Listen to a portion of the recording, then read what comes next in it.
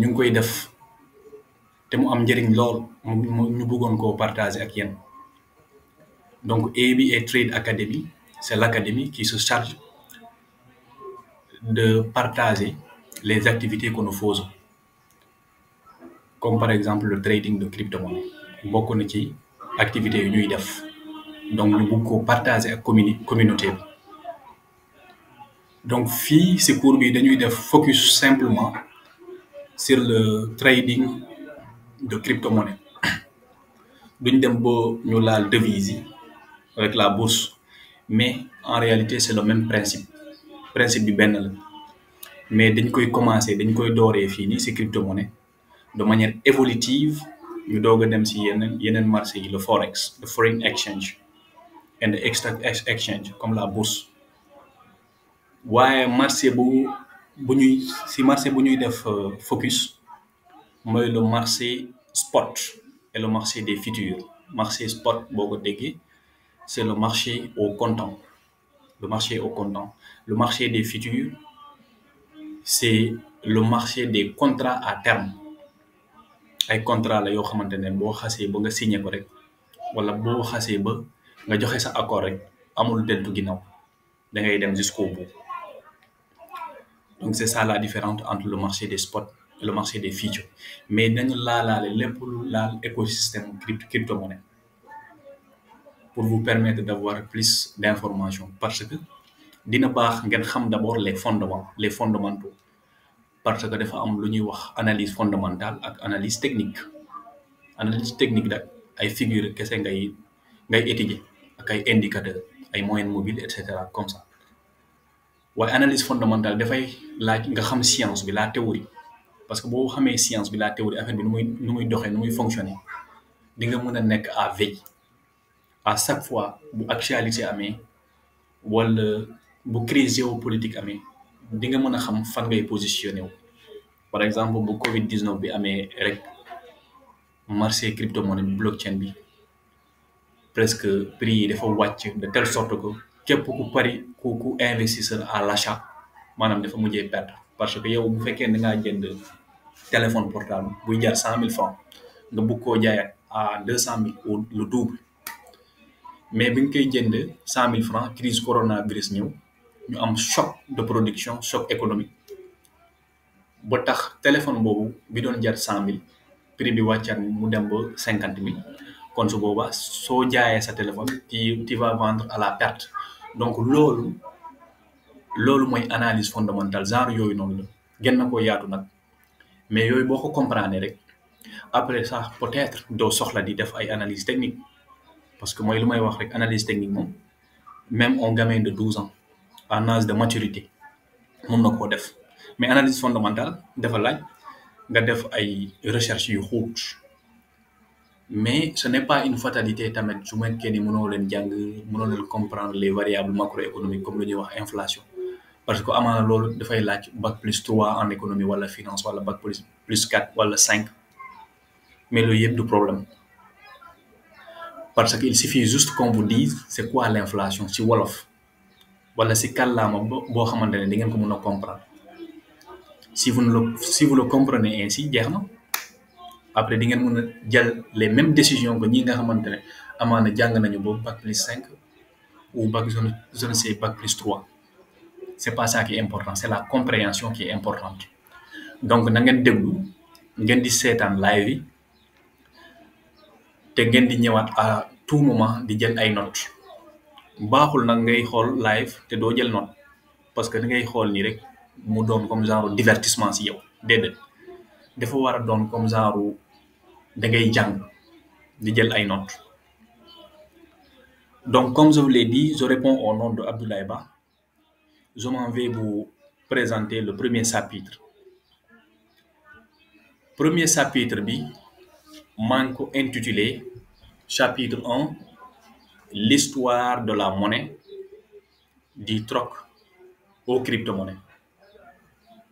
waaw parce que xaalis dafa am taarix ñun doomu aadama ñi sax dafa am fu ñu jóge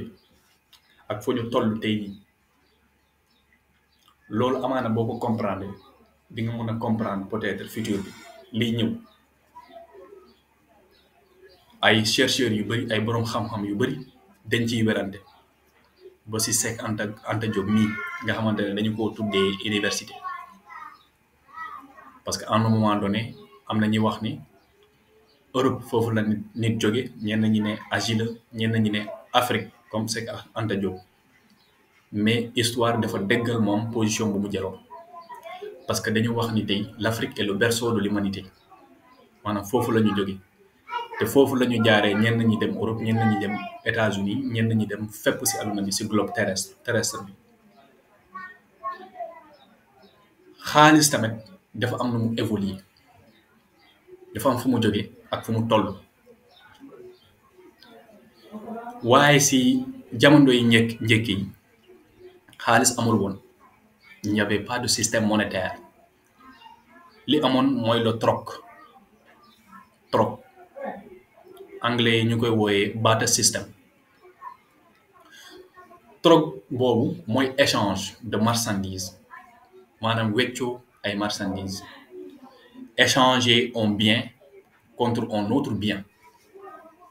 loolu mooy troc échanger un bien contre un autre bien ma jox leen exemple bu simple su ma amee pomme peut-être lekk naa ko ba léegi doyal naa ay pomme bëggatuma pomme leneen laa bëgg parce que doomu aadama dafay bëgg diversité variété maanaam dafay bëgg di muy ñam ay plat yu bari ba tax ma jël samay pomme man ma ne dama koy weccee ay orange parce que orange laa bëgg a lekk léegi orange yooyu pour mu mun koo am damay jël samay pomme ma weccee ko ay orange loolu la ñuy wax troc échange la parce que boobu jamono xaalis amul woon xam nga su fekkee ni xaalis dafa am kon da ngay jël sa xaalis tout simplement nga dem jënd ay orange parce que loolu nga nam loolu nga bëgg ce serait beaucoup plus simple mais si jamono yooyu industrialisation amul mënuñu battre monnaie c'était pas possible donc lu ñuy def mooy weccoo suñu biir parce que aucune personne n'est autosuffisante maanaam yow mënoo defar lépp li nga loo xamante da nga koy soxla man soxla naa téléphone mais du ma mën a defar téléphone kon faw ma jël lu ma am ma weccee ko téléphone noonu la affaire yi doon doxee à l'époque loolu la ñuy wooyee troc waaye troc dafa am ay problème ay limites yu bari ay jafe-jafe bokk na ci par exemple dafa prix yi da doon bari lool prix yi da doon bari parce que tout simplement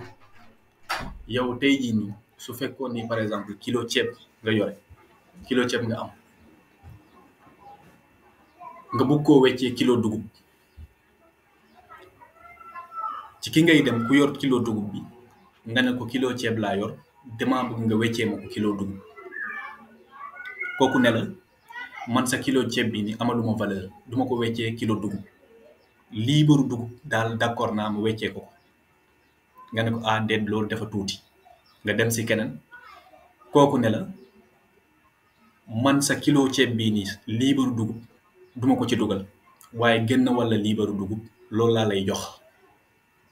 kon kooku daanaka gën naa wàcc encore parce que jàpp na ni yow la nga yor sa ceeb boobu noonu kilo ceeb bi amalu ko valeur nga dem si keneen kooku ne la mun naa la ko weccee à parité égale ça veut dire que yow sa kilo ceeb mun naa la jox kilo dugub égal à égal parce que jàpp na ni valeur yi dafa tolloo nga dem si keneen kooku ne la man sa kilo ceeb bi nii pare naa ma jox la ñaari kilo dugub parce que jàpp na ni ceeb dafa am valeur si moom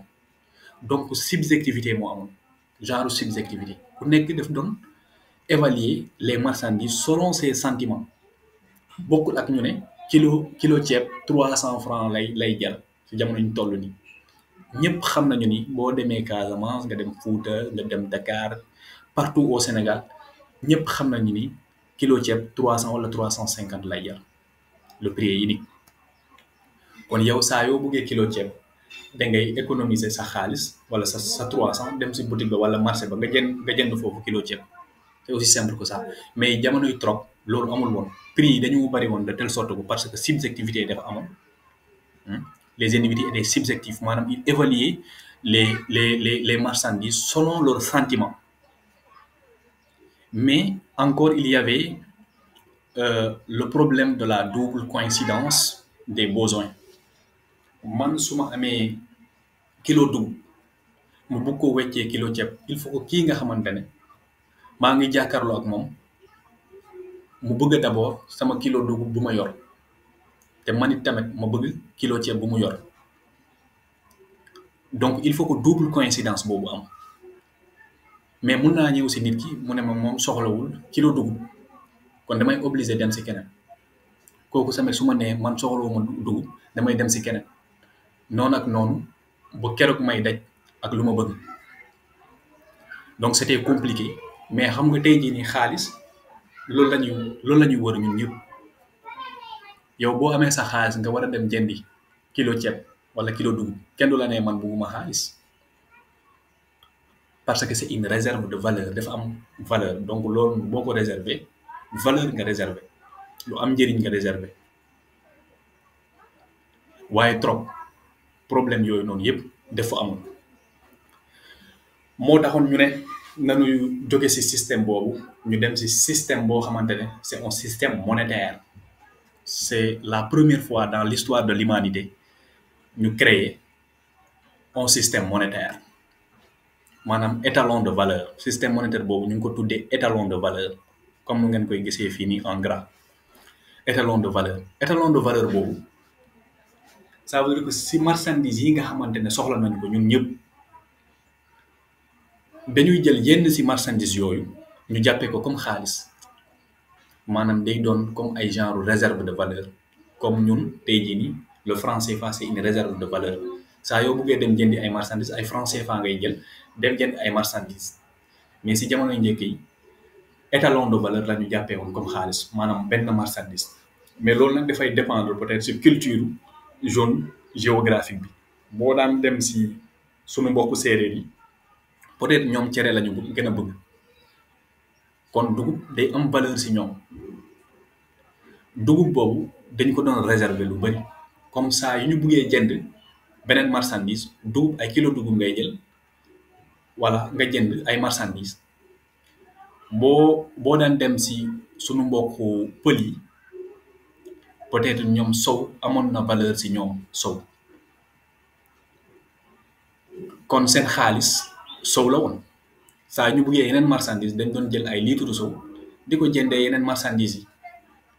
boo demee si joolaa yi peut-être ñoom ceeb la ñu jàppee woon comme lu gën a am valeur kon ñu réserver ceeb bu ay kilo ceeb yu bari saa ñu buggee jënd yeneen marchandise ñu jël ay kilo ceeb ñu jënd ay marchandise voilà c'est comme ça que ça fonctionnait loolu la ñuy wax étalon de valeur si marchandise yu ñuy weccoo yëpp ñu xool benn ci marchandise yooyu ñu jàppee ko comme xaalis loolu nag moo ñu yóbbu vers les premières formes monétaires en petit b les premières formes de monnaie les premières formes monétaires donc gis ngeen dañu jóge ci troc ñu dem vers les premières formes monétaires c'est-à-dire les étalons de valeur mais les étalons de valeur ci jamono yooyu dañ leen doon wooyee les monnaies marchandises maanaam comme nu ma leen ko expliquer fii léegi marchandises yi nga xamante ne dañ ko doon jëfandikoo dañ ko doon utiliser pour satisfaire nos besoins yooyu lañ doon jàppee comme xaalis donc loolu la ñuy wooyee monnaie marchandise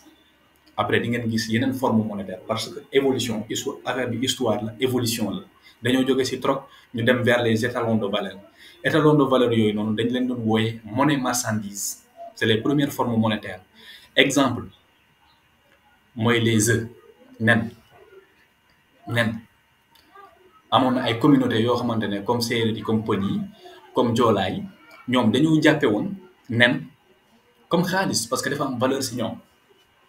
ñenn ñi jàppee comme pain de sel xaalis les coquillages les pierres percées ay xeer yoo xamante ne dañ koo defar mu rafet mu am valeur ci nit ñi nangu koo jël en contrepartie de quelque chose donc nii la affaire bi teddeewoon ci jamono yooyu mais ba léegi comme troc bi lii tamit dafa bari woon ay jafe-jafe mu am ay problèmes ay limites les limites de la monnaie marchandise puisque nag dafa bëri ay problème dafa am ay limite problème moom dañ ko war a saafara dañ ci war a jóge dem ci leneen loo xamante ne moo gën a yomb moo taxoon ñu jóge ci monnaie marchandise yi nii comme première limite en ce qui concerne les monnaies marchandises, c'est le problème de la divisibilité. boo leen jëlee exemple lu nen su fekkee ni loolu moo nekk xaalis maanaam marchandise yu ñu bëgg si marché bi yëpp mun nañ ko jëndee nen comme par exemple mun nañu jël ay francs CFA jëndee ko marchandise yu nekk si marché bi yëpp si jamono yu njëkk yi nen lañ doon jël exemple boobu laa leen di jox mais nen boo ko yóbbee boutique ba ñu war laa weccet ñu war laa delloo sa weccet est-ce que dañuy xar nen bi ñaar c'est pas possible c'est illogique kenn mënul jël nen di ko xar ñaar c'est pas possible donc c'était pas divisible mais en plus de ça aussi c'était encombrant nen dafa diis imagine toi si jamono ñu toll ni nga war a nen yendu ay pañe nen wala ay nen yu bëri nga ne da ngay dem duggi marché wala da ngay dem boutique day xaw a bizarre day xaw a bizarre donc c'était encombrant parce que dafa diis c'est encombrant quoi et ça se conservait mal aussi ça se conservait mal maanaam yow mënoo fi garder ay nen ay at wala ci atu yàlla nga ne nen boobu du nëb nen bi day mujjee nëb donc ça se conserve mal donc lii nii yëpp moo taxoon ñu ne il faut que ñu jóge ci monnaie marchandise ñu dem vers de nouvelles formes monétaires et là à partir de ce moment les monnaies métalliques se sont imposées kon dañoo jóge trop c'était pas un système monétaire c'était une manière d'échanger ñu dem ci étalon de valeur la monnaie marchandise ñu jóge ci monnaie marchandise parce que dafa amoon ay limites am problème ñu dem ci monnaie métallique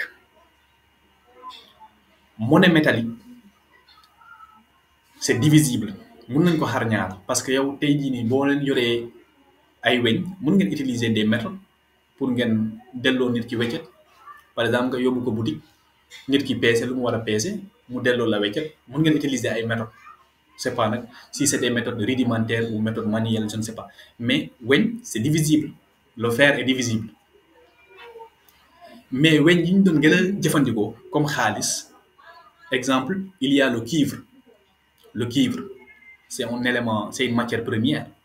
le bronze ou le fer ont été employés mais l'or et l'argent ont été historiquement les plus utilisés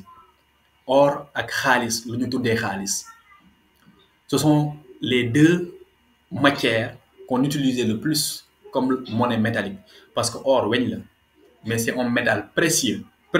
parce que dafa am valeur l'argent aussi weñ la mais weñ boo xamante ne dafa am valeur c'est un métal précieux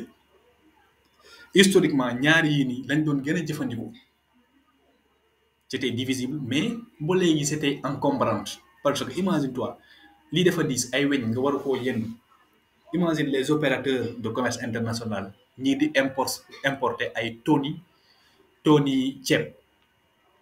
nga war a importer 1000 tonnes de riz disons de l'Inde ou de quelque part ailleurs léegi ça veut dire que yow da ngaa war a jël ay weñ dugal ko ci ay oto ne da ngay dem importer fay xaalis boobu parce que booy importer da nga war a fay xaalis ça veut dire que tu achètes à l'étranger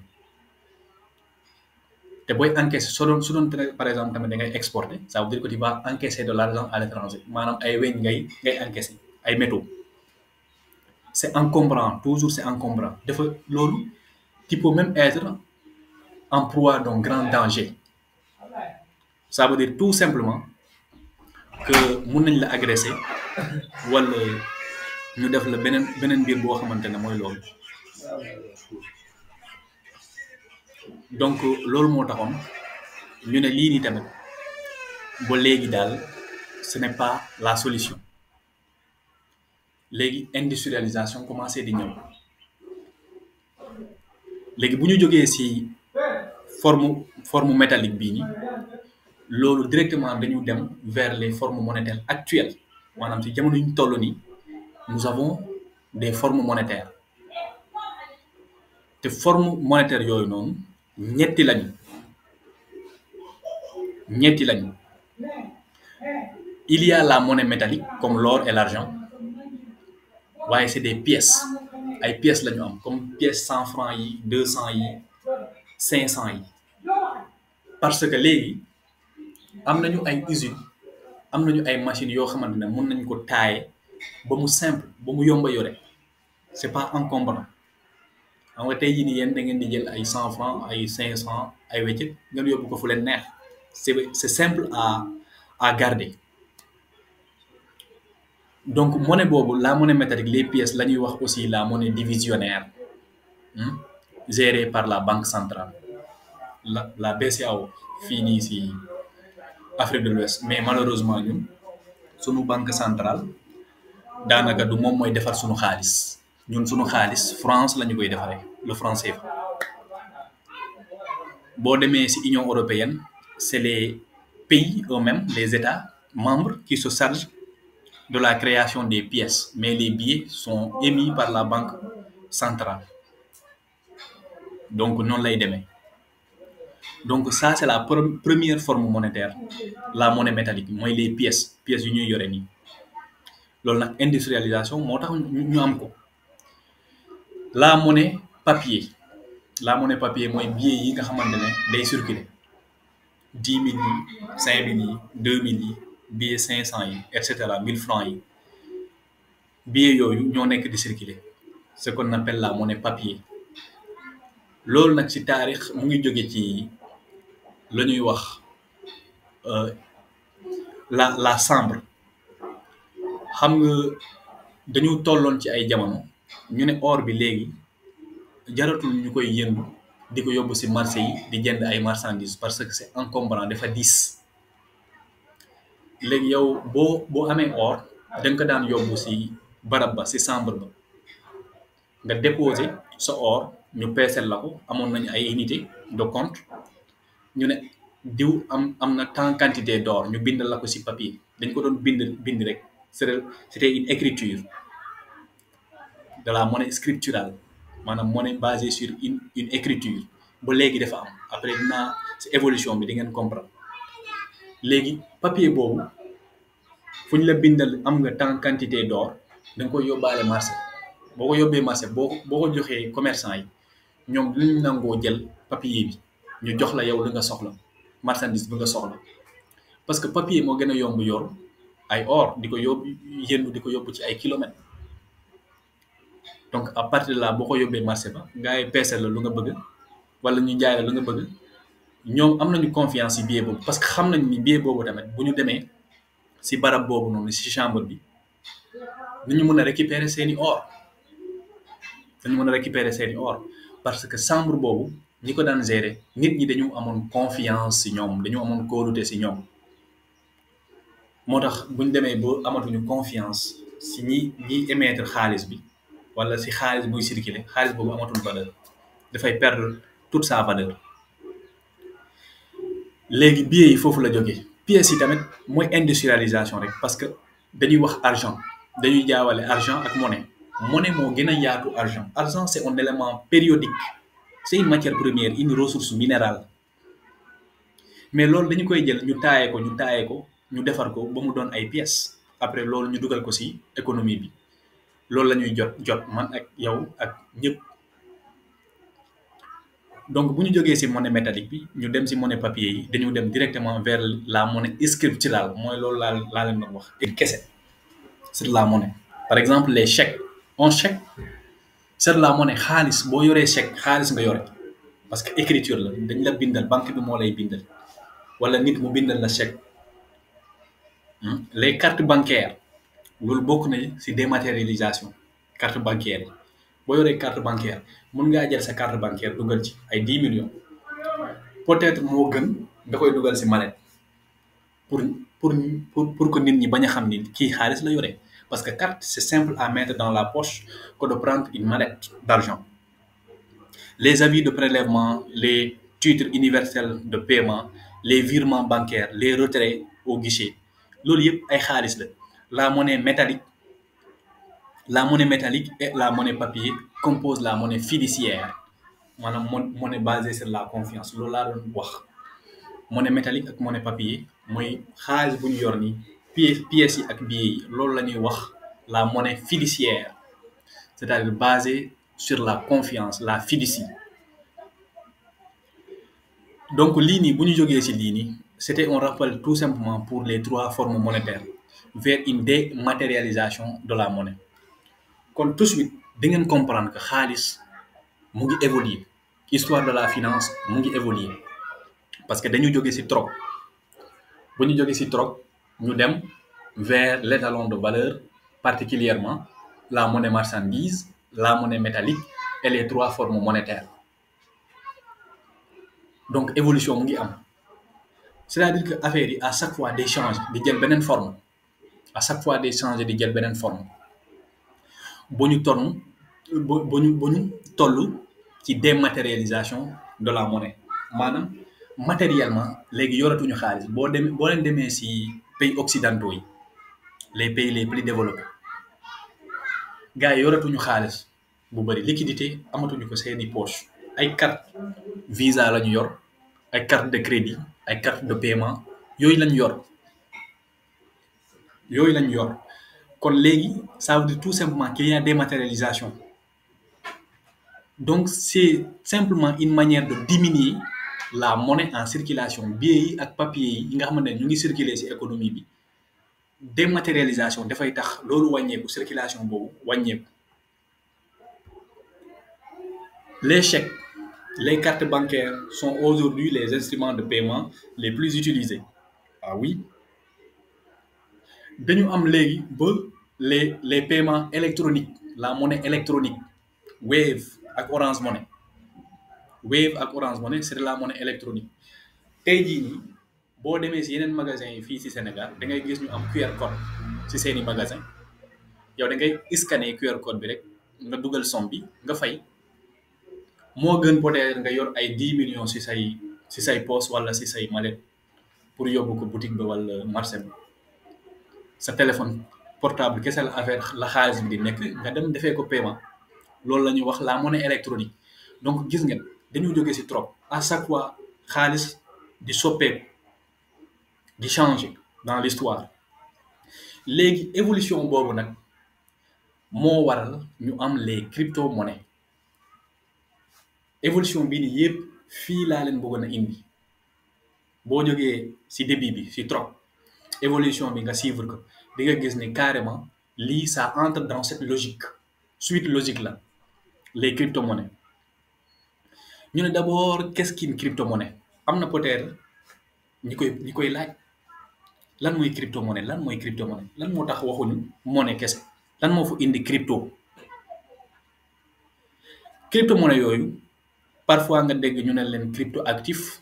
parfois nga dégg ñu ne leen crypto kese. Elle désigne des monnaies numériques. C'est des monnaies numériques. C'est dans le web, le numérique. Elles utilisent des techniques de cryptographie, ay dessin, ay formes yoo xamante ne c'est pas du tout falsifiable. Kenn mënu koo falsifier. Dafa mel ni les billets de banque. Dafay am ay scriptures yi ay cryptographie yoo xamante ne ñu ngi ci biir. Même boo falsifié woon billets yi sax dina am lu la échappé loo xamante ne doo ko mën a falsifier ba tax nit ñi buñ ko xoolee rek dañuy xam ne lii faux billet la. Donc la crypto-monnaie aussi c'est ça. Loolu moo fa indi cryptographie la qui permettent de sécuriser, donc sécurité def ci am, de sécuriser et de vérifier des transactions. Maanaam dans la crypto-monnaie il y a la sécurité et il y a un moyen aussi de vérifier les transactions, mais aussi de contrôler la création de nouvelles unités de monnaie. Parce qu'il y a la création de nouvelles unités de monnaie. Tey jii nii je vous donne un exemple simple. Dollar américain dafa am ñu am livre sterling de l'Angleterre. Beneen état mun na décider créer beneen monnaie, mais sauf que fii du ay état ñooy créer ay xaalis, ay nit ñoo koy créer c'est des programmeurs, des informaticiens, ay nit ñoo xamante ne ils ont des connaissances poussées en informatique ñoo koy créer. Donc c'est ça.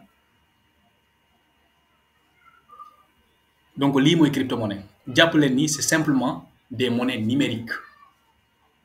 des monnaies numériques. Contrairement aux monnaies traditionnelles, les crypto-monnaies ne sont pas émises ou contrôlées par des gouvernements ou des banques centrales. Donc, il y a une sorte de décentralisation. La création monétaire n'est pas centralisée. Yen, ku nekk si yéen mun naa créer crypto-monnaie parce que c'est pas une banque centrale qui gouverne la création monétaire. Vous pouvez vous-même créer votre propre monnaie, votre propre blockchain même. C'est possible. Su fekkee ni am ngeen xam-xam bi dans le domaine. Elles sont en cela décentralisées et pour l'instant non réglementées. Waaw, réglementation amul parce que crypto-monnaie yi bu ñu commencé di émerger loolu yàggul, c'était après la crise de 2008, après la crise financière de 2008, ñu créé la blockchain de Bitcoin. Mais à partir de 2009, il y avait déjà des crypto-monnaies en circulation, c'est-à-dire des bitcoins qu'on échangeait.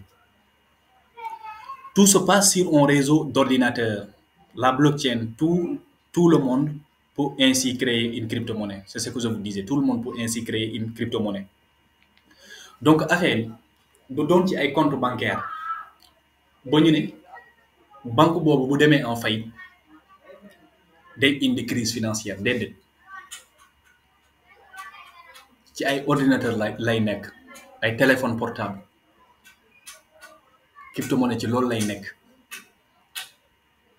Pour une petite anecdote, il y a un ami qui dit que c'est l'argent du peuple parce que dafa mel ni sax dans le fond booy xool parfois yeneen articles yi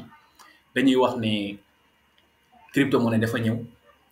pour faire une révolution financière parce que si jamono njëkk yi avant 2000 avant crypto-monnaie di génn presque c'est les fiches des riches ñoom kese ñoo amoon accès à un compte bancaire, des comptes renfloués ñu dugal foofu ay millions wala ay milliards wala ay yenn homme d'affaires yi nga xamante ne peut-être dem nañu ba ñu toll si niveau yoo xamante ne ñu war a mën a def seeni set wala seeni doom si ay conditions yu baax ñoom kese ñoo doon am ay compte bancaire. Il y a certains jusqu'à présent ici au Sénégal boo leen xoolee ñenn ñi ba léegi amuñu compte bancaire, xamuñu sax luy compte bancaire. Mais crypto-monnaie dafa yomb de telle sorte que parce que il suffit que nga am téléphone portable nga am sa connexion nga ubbil sa bopp compte jarul ngay déplacé wu di dem ba banque ba sax. Donc c'est ça. ñu ne comment fonctionnent les crypto-monnaies. En cherchant comment les crypto-monnaies fonctionnent, vous en verrez également les avantages. Yan njëriñ ñoo si nekk. Amaana am na ñuy poser question boobu comment ça fonctionne. Les crypto-monnaies sont gérées par des ordinateurs répartis dans le monde entier et créés par des mineurs. C'est des ordinateurs qui gèrent. Et ces crypto-monnaies sont réparties dans le monde entier. Maanaam si adduna bi yëpp la. Yaakaar naa fii si Afrique, c'est le Nigeria qui investit le plus dans les crypto-monnaies. Le Nigeria sax dañu am seeni crypto-monnaie bopp. Fàtte naa xaw ma Naira xaw ma Naija, je ne sais pas. Mais en tout cas daal am nañu seeni crypto-monnaie bopp.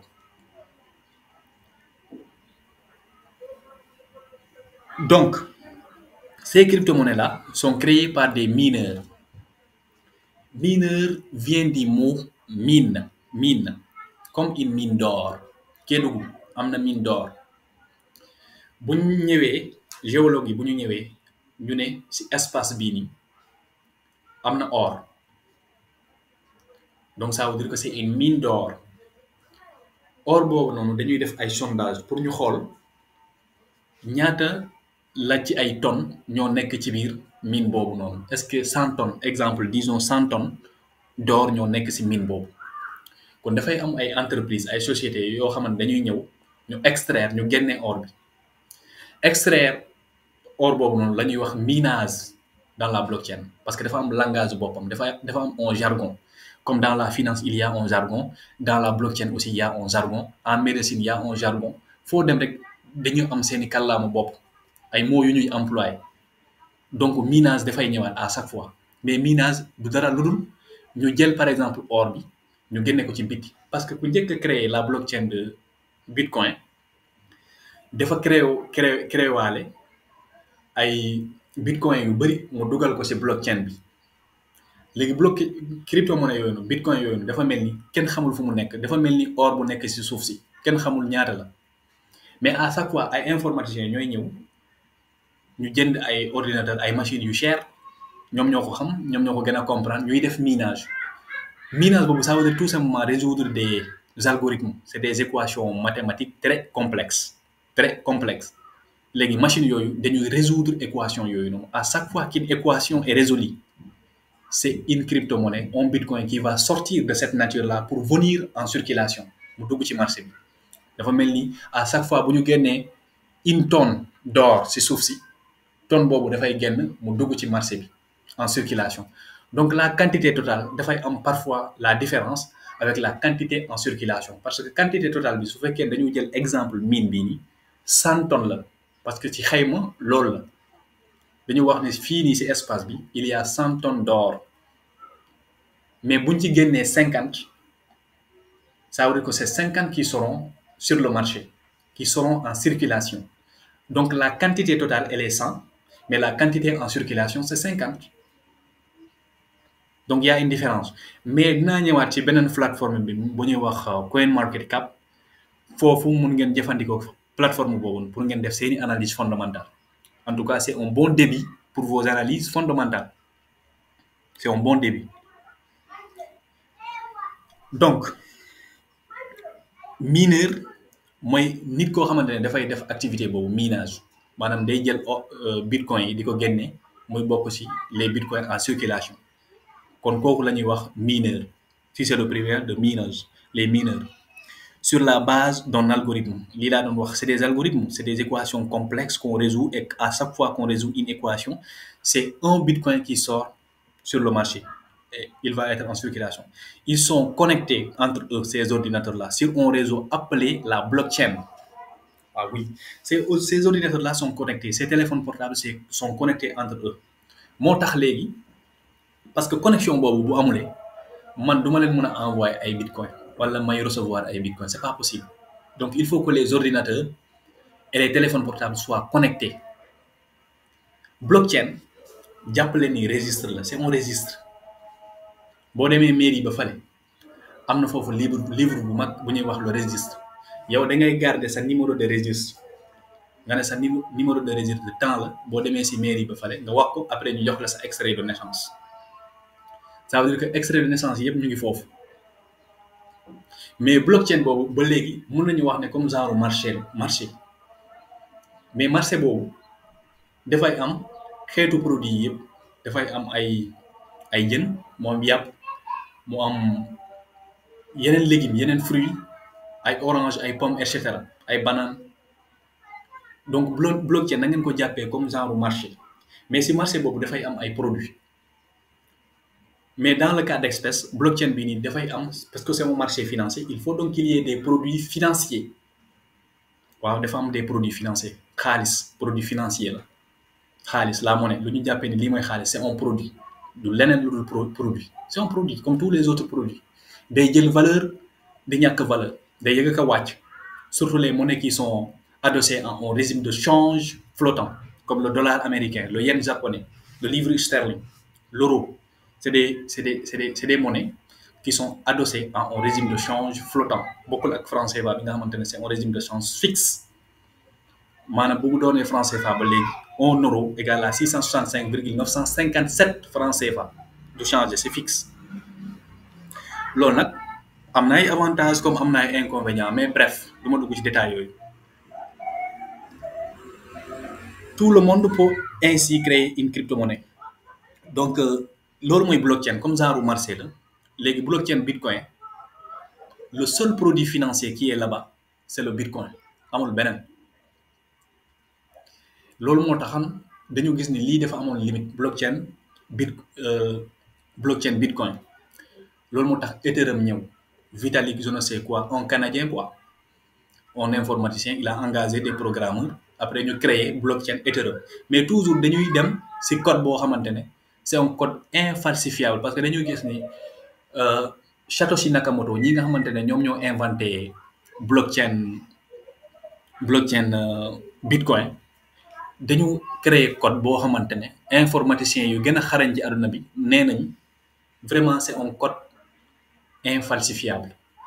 kenn mënul comprendre code boobu noonu léegi gars yi dañuy dem ci li nga xamante ne c'est compliqué pour ñu yokk ci encore leneen lu compliqué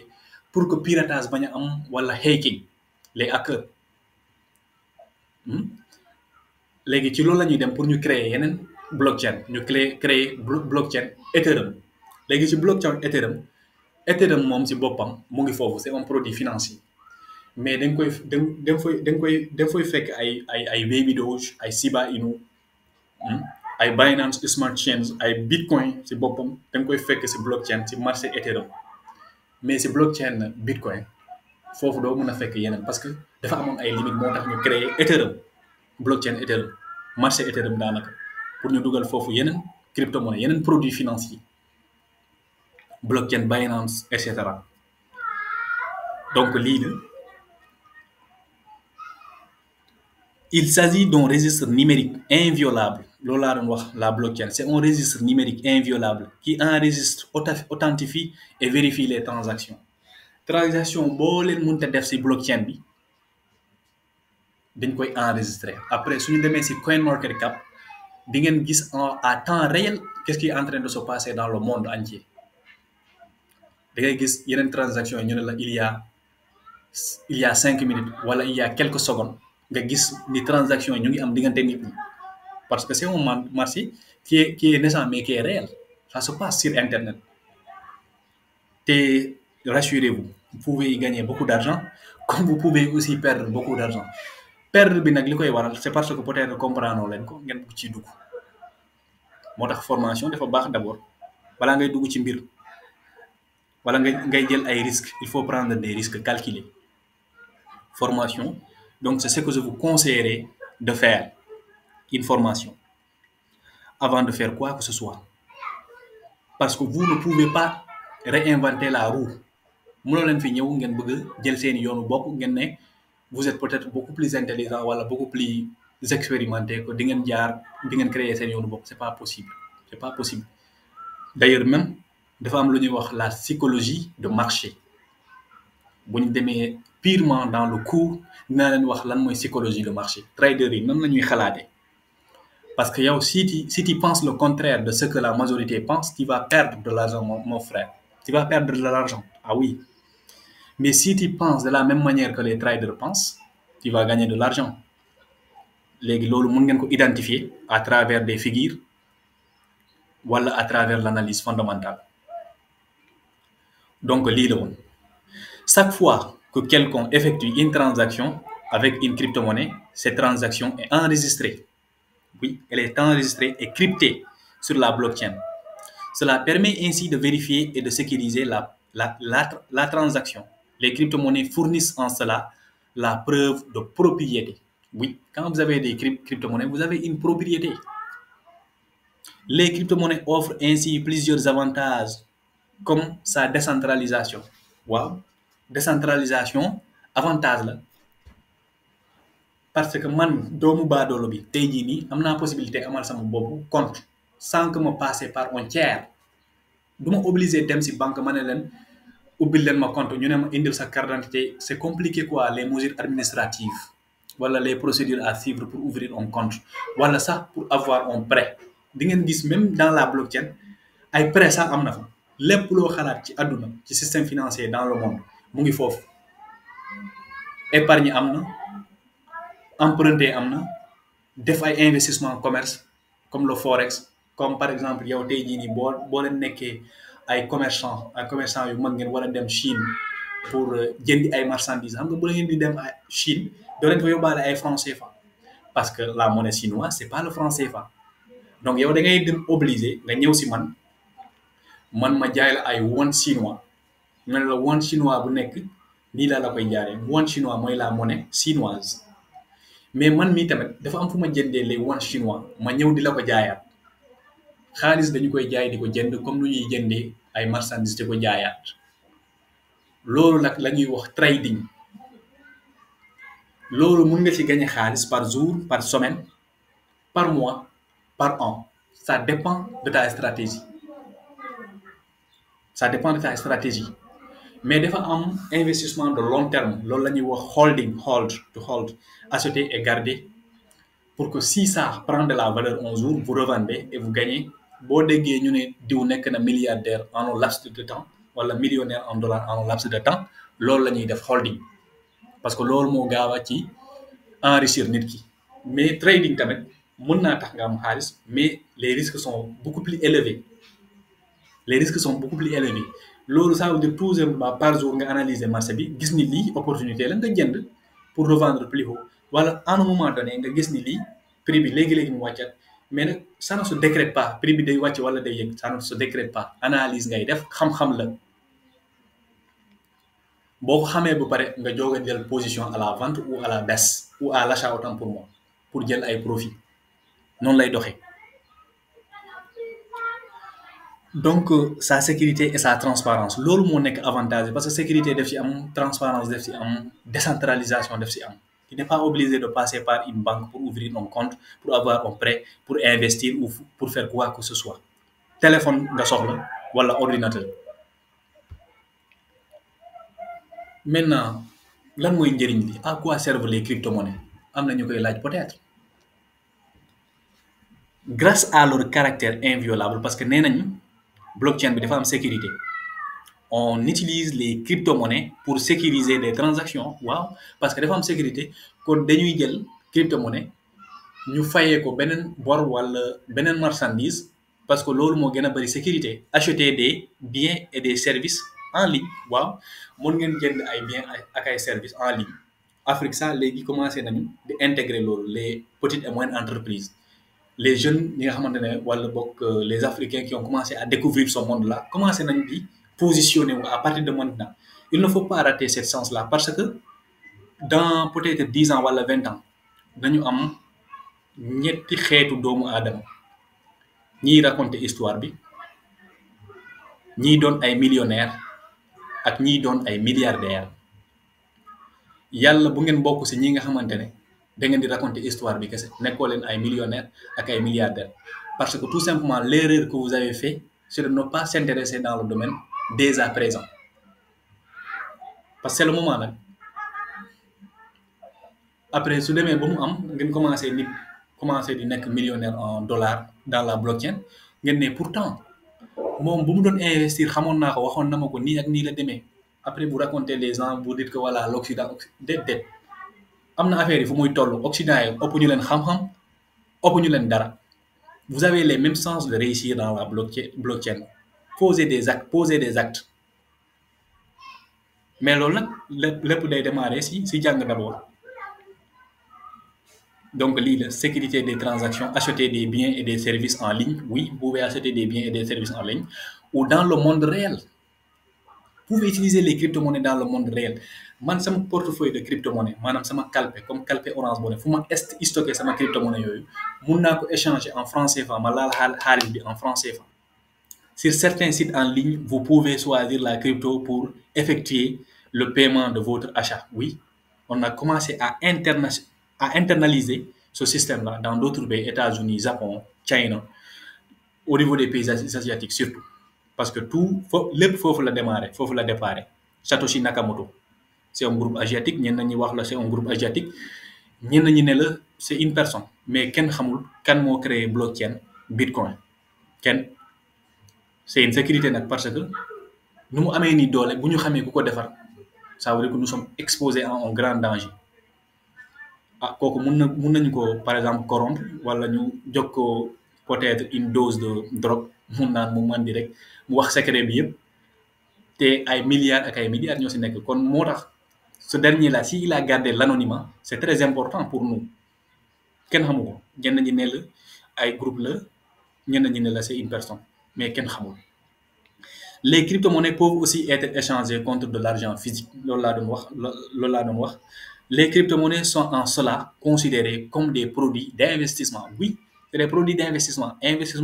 fekkee ni da ngeen di uti opportunité d'investissement en voici une elle n'échappe donc pas à la spéculation mooy ñi nga xamante ne dañuy jënd ay dollars dans l'espoir que dollar boobu valeur am dina yegg ci euro buñ ko jaayaatee ñu am marge de marge spread loolu la ñuy wax spéculation ça veut dire acheter bas dans l'espoir de revendre haut loolu la ñuy wax spéculation en finance ni au trading donc trading tamit mooy commerce comme ni ma leen ko waxee spéculation trading cambirisme y a beaucoup de termes si domaine boo dem rek dafay am jargon soo demee si médecin yi dañu am jargon ñu ne la insurectomie wala quoi que ce soit mais fii finance la spéculation la ñuy wax trading ay affaire yooyu noonu toutes les crypto-monnaies n'enregistrent pas la même valeur financière. Oui, Bitcoin, valeur am moo ëpp yeneen valeurs yi yëpp leur cours varie également et est extrêmement volatile. Le cours des crypto-monnaies est extrêmement volatile maanaam lu muy yëgee ak nu muy wàccee dafa gaaw parce que boo xoolee crypto-monnaie après la crise sanitaire ak coronavirus après Covid-19 crypto-monnaie yi Bitcoin bi dafa wàcc ba mu laal la valeur de 16 000 voire 15 000 $. Mais diggante boobu ak léegi reprise économique bu mu commencé di am valeur bi yëgaat na ba mu ngi toll si 37 ak 38 000 $. Imagine si laps de temps boobu noonu yow bu fekkoon ni 15 000 $, bu mu tollee 15 000 $, da ngaa jënd prix am toll na à 37 000 $. Ça c'est une grosse marge. Vous pouvez revendre à ce niveau-là et se faire des millions. Donc volatilité boobu noonu am na ay risques comme am na ay avantages parce que su fekkee ni yow da ngaa jëndoon ay bitcoin dans l'espoir que ça remonte pour que tu revendes donc cet événement-là va fausser le jeu moo tax analyse fondamentale si cours bi si formation bi bu ñu ko commencé analyse fondamentale dinaa si ñëwaat parce que fondement yi da ngeen ko war a comprendre. Qu'est-ce qui influence les marchés financiers? Lan moo koy influencer? Qu'est-ce qui influence les marchés financiers? Du jar parfois ngeen di def analyse technique. Il suffit que vous ayez une information, une annonce que la banque centrale va faire ça ou que le gouvernement états-unien va faire ça. Ça, c'est une opportunité. C'est une opportunité. Quelles sont les crypto-monnaies qui existent aujourd'hui? Yan crypto-monnaies ñoo am bari nañu lool. Ëpp nañu sax ay millions de crypto-monnaies waaye les plus connus c'est l'arbre qui cache la forêt maanaam il y a une forêt mais il y a un grand arbre qui cache cette forêt parce que bu ñu waxee ay crypto-monnaies bitcoin rek presque la ñuy gën a waxtaane moo tax ma ne l'arbre qui cache la forêt mais ginnaaw bitcoin dafa am yeneen crypto-monnaie bari nañu il y a par exemple l'Ethereum il y a le Ripple il y a le Binance Coin il y a le Algorand point de suspension mënuma leen lim fii nii yëpp en 2021 simplement on comptait plus de 5023 2021 kese maa ngi ko jëlee si source bii nii economie.gouv.fr. Donc ce qui importe c'est qu'il y a beaucoup de crypto-monnaies su ma ubbee la plateforme CoinMarketCap dinaa leen ci defar beneen live pour ngeen mën a comprendre encore que il y a beaucoup de crypto-monnaies beaucoup même nga dem ci comment acheter des crypto-monnaies comment acheter des crypto-monnaies. Les crypto-monnaies peuvent être achetées, vendues et échangées. Vous pouvez les acheter, vous pouvez les vendre, vous pouvez les échanger sur des plateformes d'échange dédiées et de trading. Des plateformes d'échange, on les appelle des exchanges. Mais la plus grande plateforme au monde, c'est Binance. Et c'est la plus grande plateforme aussi de trading. Foofu la ñuy defee suñu pratique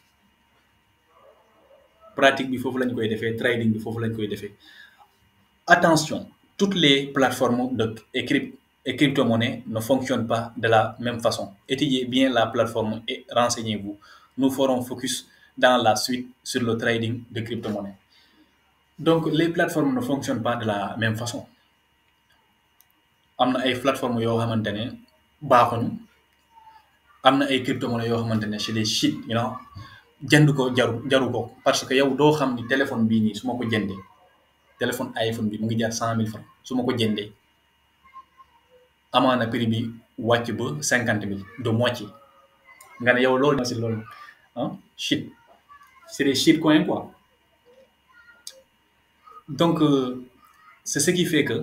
da ngeen war a def analyse ngeen comprendre ba pare balaa ngeen di jënd. Étudiez bien les plateformes et renseignez-vous. Donc ABA Trade Academy vous remercie de votre